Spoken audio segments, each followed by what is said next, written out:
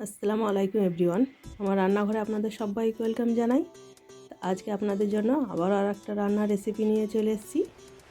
আজকে নিয়ে এসেছি একটা ভেজিটেবল চপের রেসিপি। তো অনেকে তো অনেক ধরনের ভেজিটেবল চপের রেসিপি করেছেন এবং বানিয়ে খেয়েছেন। তো আমার মতে এইভাবে একবার বানিয়ে দেখবেন খেতে এত সুন্দর এবং খুব সুস্বাদু হয়। তো চলুন দেখিয়ে দিই। এখানে আমি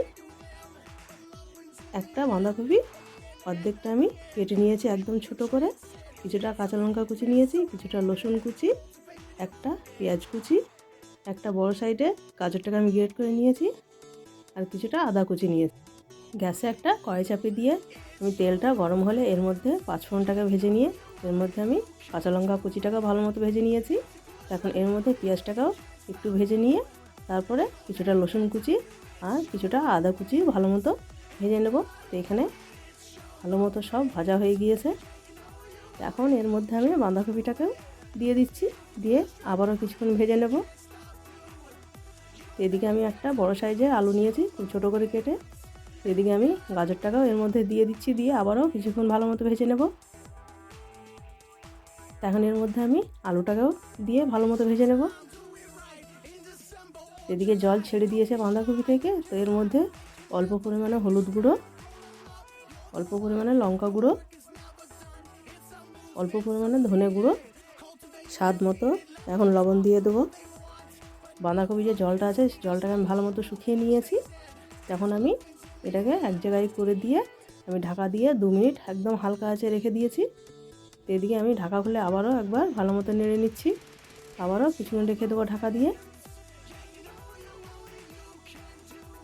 এদিকে ঢাকা খুলে আবারও আমি ভালো মতো ভেজে নিচ্ছি। এখানে আলুটা ভালো মতো সেদ্ধ হয়ে গিয়েছে আর বাঁধাকপিটা আমার সেদ্ধ হয়ে গেছে। তো এখন আমি এর মধ্যে ধনেপাতা কুচিটাকেও দিয়ে দিচ্ছি, দিয়ে ভালো মতো আবারও কিছুক্ষণ নেড়ে নেব আমি। এর মধ্যে আমি একটু ভাজা মশলা দিচ্ছি, যেটা গোটা জিরে, গোটা ধনে আর কয়েকটা গোলমরিচ আমি শুকনো খোলায় ভেজে গুঁড়ো করে নিয়েছিলাম। এখানে কিছুটা আমি ম্যাগি মশলাও দিয়ে দিচ্ছি। এখানে আবারও কিছুক্ষণ ভালো মতো নেড়ে নেব আমি। এখানে আমার কমপ্লিট হয়ে গেছে পুরটা। এখন আমি এটাকে ঠান্ডা হতে রেখে দেবো একটা প্লেটে। এদিকে ঠান্ডা হয়ে গেছে। এর মধ্যে আমি কিছুটা বাদাম আমি শুকনো খোলায় ভেজে ওর খোসাটাকে ছাড়িয়ে নিয়েছি, এর মধ্যে দিয়ে আর বড় চামচে 1 চামচ পেস্ট কাম দিয়ে আমি এখন ভালো মতো মাখিয়ে নিয়ে রেখে দিচ্ছি সাইডে। এদিকে আমি একটা ব্যাটার রেডি করে নেব। তার জন্য এখানে আমি কিছুটা ময়দা নিয়েছি আর 2 চামচ কর্নফ্লাওয়ার, তো অল্প পরিমাণে গোলমরিচ গুঁড়ো, পরিমাণ মতো লবণ আর অল্প লঙ্কা গুঁড়ো আর একটু চাট মশলা, এগুলো আমি চামচের সাহায্যে ভালো মতো মাখিয়ে নিয়ে আমি অল্প অল্প জল দিয়ে এরকম একটা ব্যাটার রেডি করে নিচ্ছি। এখন আমি পুরটাকে আমি শেপ দিয়ে নিচ্ছি বলের আকারে। আপনারা আপনাদের মতো শেপ দিয়ে নেবেন। তো আমি এইভাবে আমি সবগুলো করে নেব। এখানে আমার সবগুলো হয়ে গিয়েছে। এদিকে আমি কিছুটা ব্রেড ক্রাম্ব নিয়েছি, ব্রেড ক্রাম্বটা আমার ঘরেই তৈরি করা। এখন আমি এভাবে ব্যাটারটার সঙ্গে ডুবিয়ে আমি ব্রেড ক্রাম্বসটা ভালোভাবে এর মধ্যে লাগিয়ে নেব। তো ব্রেড ক্রাম্বসটা এরকম চেপে চেপে হাত দিয়ে লাগিয়ে দিতে হবে। এখানে আমার একটা রেডি হয়ে গিয়েছে। তো এইভাবে আমি সবগুলো বানিয়ে নেব। আমার রান্না যদি ইউটিউব থেকে দেখে থাকে তো লাইক, কমেন্ট, শেয়ার এবং সাবস্ক্রাইব করে দিবেন। আর যদি ফেসবুক থেকে দেখে থাকেন তো প্লিজ ফলো করে দিবেন, যেন আপনাদের জন্য আরও নতুন নতুন রান্নার রেসিপি নিয়ে আসতে পারি। তো আমি আবারও আরেকটা বল ব্যাটারের মধ্যে দিয়ে এখন ব্রেড ক্রাম্বসে ভালো মতো কোট করে নেব। আর হাত দিয়ে এরকম হালকা হাতে চাপ দিয়ে আমি ব্রেড ক্রাম্বসগুলো ভালো মতো লাগিয়ে নেব।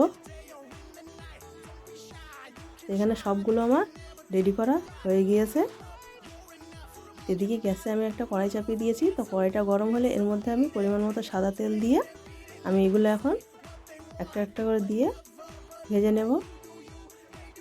এগুলো গ্যাসের ফ্লেমটাকে আমি লো টু মিডিয়ামে রেখে আমি ভালো মতো লাল লাল করে ভেজে নিচ্ছি। তো এক সাইড আমার হয়ে গেছে, তো আমি উল্টিয়ে দিচ্ছি। তো এইভাবে আমি লাল লাল করে ভেজে নেব। এখানে আমার ভাজা হয়ে গিয়েছে। তো এখন আমি এটাকে একটা প্লেটে উঠিয়ে রেখে দিচ্ছি। তো বাকিগুলো আমি এখন ভেজে নেব। আমার এক সাইড হয়ে গেছে, আমি এটাকে উল্টিয়ে দিচ্ছি। গ্যাসের ফ্লেমটাকে লো টু মিডিয়ামে রেখে এরকম লাল লাল করে ভেজে নিতে হবে। এগুলো আমার ভাজা হয়ে গেছে, এখন আমি একটা প্লেটে উঠিয়ে রেখে দেবো। একবারও হলে বানিয়ে খেয়ে দেখবেন আর কমেন্ট করে আমাকে জানাবেন কেমন হয়েছে।